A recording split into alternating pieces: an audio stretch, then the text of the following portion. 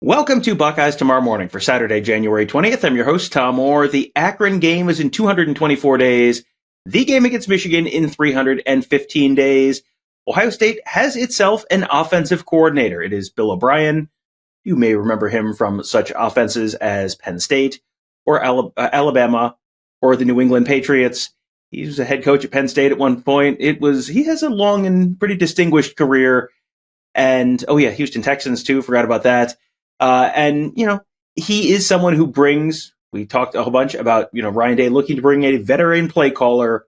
And guess what? Ryan Day has brought in a veteran play caller. This was a name that our members at BuckeyeHuddle.com heard about a week ago. Got some sort of early rumblings on a couple different names, and Bill O'Brien was one of them. And at the time I wrote, quote, "I'm guessing this one won't be as well received as Kentucky offensive coordinator Liam Cohen among the fan base. But being the offensive coordinator for an offensive-minded head coach like Day is likely going to be pretty different than being the offensive coordinator for a defensive-minded head coach like Nick Saban," close quote. That was on Saturday last week. And you're not going to believe it, but this news was met with some mixed responses from the Ohio State fan base. That's why we're bringing in Tony Gerdeman of BuckeyeHuddle.com to provide some expertise and some analysis on what this really might mean. Why was Bill O'Brien the guy that Ryan Day picked to be the guy for this job? And I guess, Tony, let's start with just the role on the whole, the big picture here. What does bringing in a veteran play caller like Bill O'Brien do for Ryan Day and the Ohio State offense this year? Well, I think it gives Ryan Day some freedom and some confidence to worry about just the game management aspect of the games. We had talked to him this past year about how giving up play calling would allow him not only to do that, but also with so much other stuff that head coaches have to do nowadays in the off season, it would allow him to continue to foster relationships and build camaraderie among the team with players and himself, and just not having to worry about that arm of the job in terms of the play calling would allow him more access and more time and more freedom. And then you look at what happens in the games the past couple of years, where there are times where it's like missed opportunities to make some fourth down calls or some challenges, and you wonder, would he have been more in tune with the possibilities there if he wasn't worried about the next call or whatever. So you now have a guy who has done this at the highest level and has done it for a long time, and there's confidence there. There's familiarity there between the two of them, so that helps. And I think just Day would have loved probably to be able to give up play calling last year, or would have been okay with it, I should say. But the confidence wasn't there that he could do that with Brian Hartline. I think the confidence is there, obviously, with Bill O'Brien. That's why you go out and get it. And it's somebody, like I said, who's done it at all levels, has even been a general manager in the NFL, has just seen everything and has a different perspective, but also I think is veteran enough to be able to do whatever it is that Ryan Day wants them to do. And I think that, the general manager stint in the NFL, it was brief. It did not go particularly well. And there have been other moments in, this year, the New England Patriots offense did not go particularly well, but there was not a whole heck of a lot to work with there in terms of the New England Patriots offense. You went back and looked at some of his quarterback play over the years, the guys playing quarterback for him, especially at the college level, and the results were pretty impressive. So I know there's sort of an immediate backlash to this based on some of the negative stuff, but he's not going to be asked to be the general manager of the 2024 Buckeyes. He's going to be asked to run the offense. And when he's been in charge of the offense, it feels like things have gone pretty well for him and his quarterbacks in the past. Yeah. When you look at his first year at Penn State, 2012, he took over there, and the quarterback that year, Matt McGloin, who had started 5 games each of the previous 2 years, then started all 12 games for Penn State. 2012 was an honorable mention All Big Ten player, led the Big Ten in passing yards, touchdowns, interception ratio. And then in 2013 started true freshman Christian Hackenberg, and that was the best year that Hackenberg had. He played 3 years at Penn State and only 1 year under Bill O'Brien. That was his true freshman year, and it was the best year he had. He was honorable mention that year as well. And it's not just quarterbacks. Tom, do you remember the leading rusher for Penn State in each of Bill O'Brien's 2 years? Because this is a blast from the past for me. When I looked it up, I will give you a 7 seconds. Boy, 7 seconds to come up with the leading rushers for Penn State, and this was between Curtis Enos and Saquon Barkley. And boy, Tony, I am drawing some real blanks here in terms of early 2010s Penn State running backs.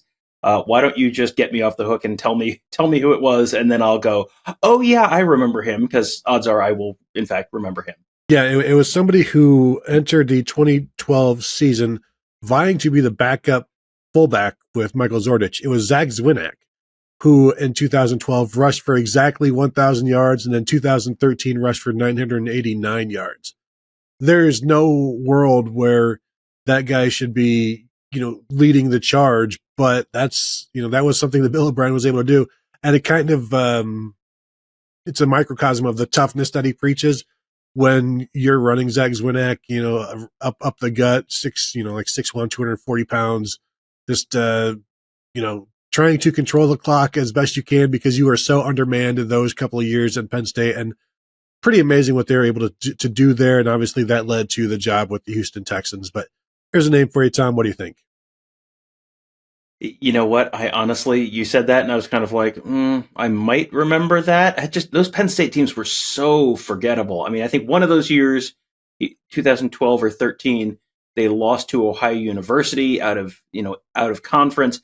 Those were teams that were absolutely decimated by the sanctions, by the fallout from the whole Jerry Sandusky situation.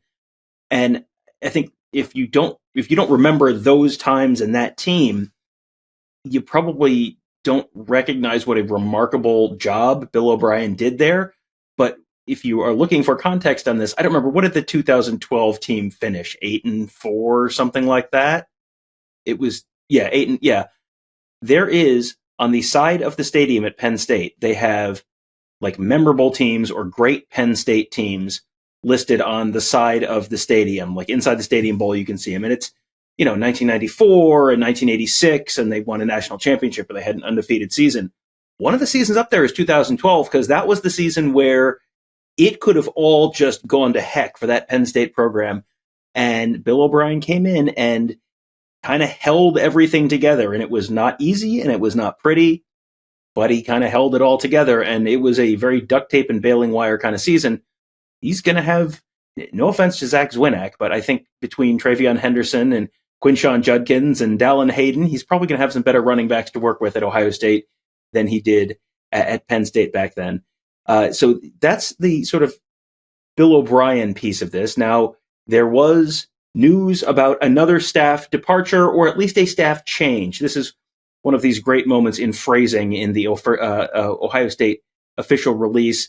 Quote, "It is anticipated that Corey Dennis, quarterback's coach the past 4 seasons, will transition into a still to be determined role with the program." So that's a polite way to say that Corey Dennis, who has been the quarterback's coach for the last 4 years, is no longer going to be the quarterback's coach, and we'll see where he ends up, somewhere else within the walls of the Woody Hayes Athletic Center, probably. But this is a change again that I think we had heard was in the works, but this is another notable staff change. And the really interesting thing is Ohio State was at 9. They add Bill O'Brien, so now they're at 10 countable assistants. That's it. Ta-da, you're done. Well, then Corey Dennis departs, and then you're back at 9. And it seems, based on what some of the folks on our staff are hearing, like it might be, that 10th body might come on the defensive side of the ball, not the offensive side of the ball. Yeah, and if the name being rumored, if they can go and get a Jason Taylor to help out on the defensive line with Larry Johnson, that would be just about a clean sweep on a home run offseason for Ohio State if they can make that happen.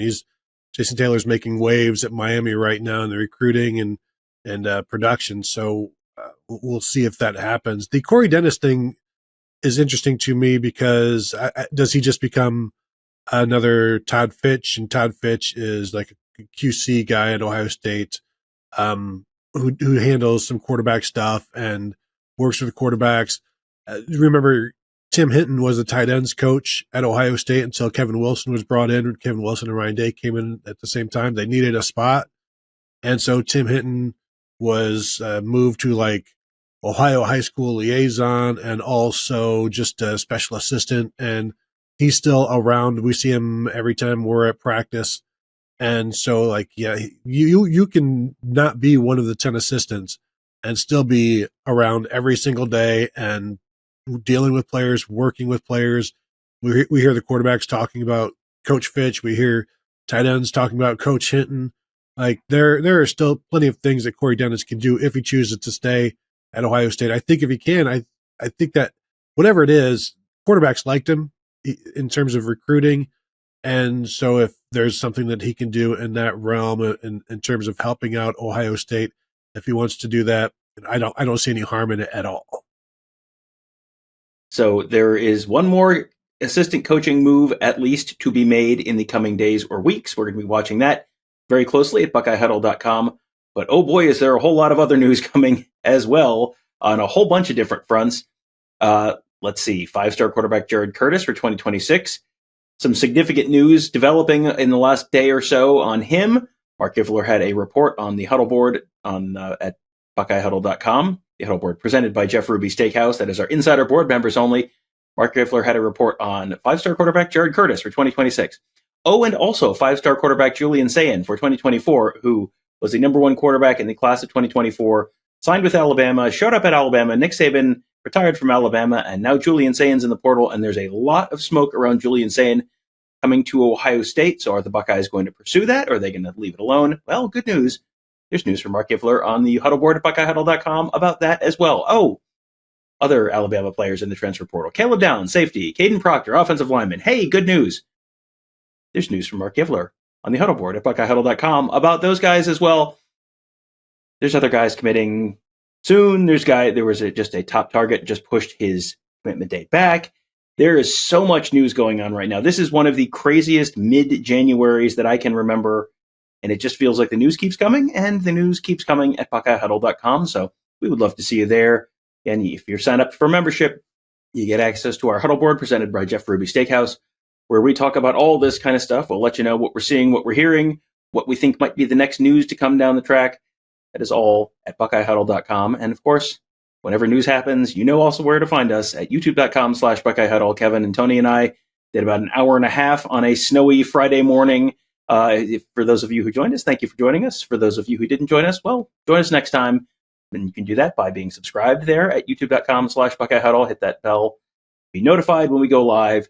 That's a great way to make sure you never miss out on the fun, because, boy, there's always something new happening, and generally that just involves Tony and Kevin and I texting each other, hey, can we go live in 5 minutes? And then we do. So that's the best way to make sure you don't miss out, because we generally, when news breaks, don't take long to get going. So that will do it for today. Thank you guys all for joining us. Have a great day. We will talk to you tomorrow.